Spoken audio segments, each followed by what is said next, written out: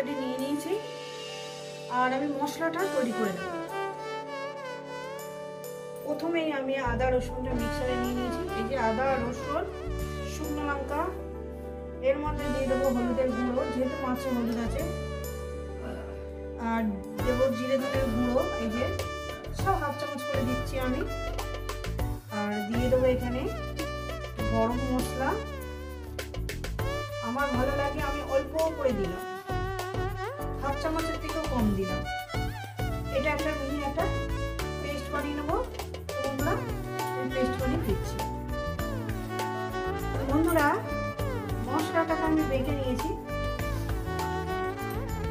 এই যে মশলাটা আমি সব দিয়ে দিলাম। মশলা বাটি ধোয়ার জলটা আমি পরে দেবো। এর মধ্যে দিয়ে দেবো আপনার টমেটো, পেঁয়াজ দিয়ে দিলাম। রেসিপিটা কিন্তু পুরোটাই দেখবেন, কিন্তু তখন কি দিলাম বুঝতে পারবেন না। দিয়ে দেবো স্বাদ মতো লবণ, বা হাতেই দিচ্ছি যেহেতু আমার দেখা, দিয়ে দিলাম লবণ।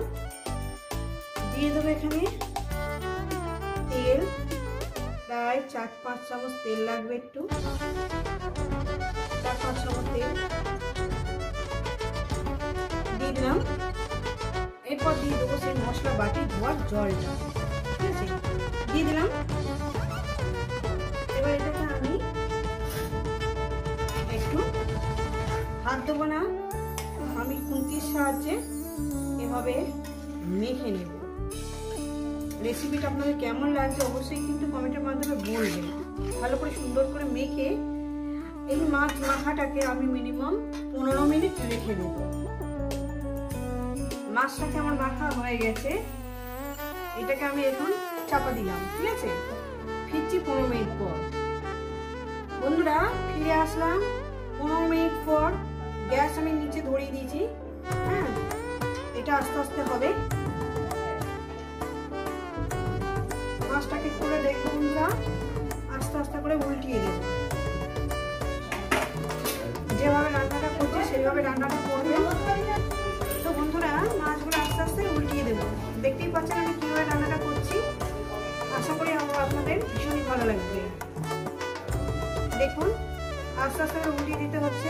হাতে প্রচন্ড ব্যথা, আমার এই হাতে ঠিক মতো করতে পারছি না।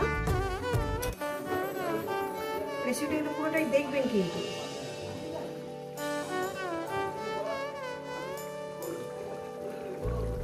একটু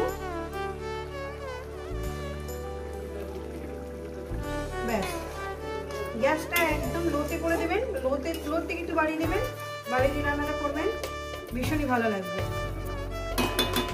তো বন্ধুরা এখানে আরো আমি 2-3 মিনিটের জন্য চাপা দিলাম। ফিরছি আরো 3 মিনিট পর, ফিরছি 3 মিনিট পর, 3-4 মিনিট পর। দেখুন বন্ধুরা দারুণ ফ্লেভার বেরিয়েছে।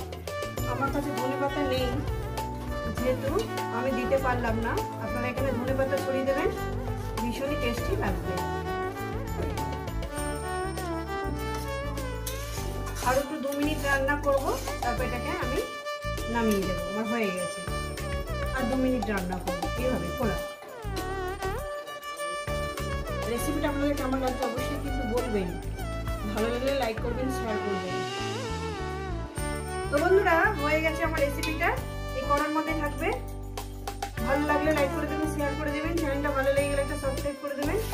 আবার নতুন ধরনের রেসিপি দেখাবো আপনাদের। সবাইকে বলবো সুস্থ থাকবেন, ভালো থাকবেন, আর আবার নিত্য নতুন ভিডিও দেখবেন। আর নামাতে পারলাম না।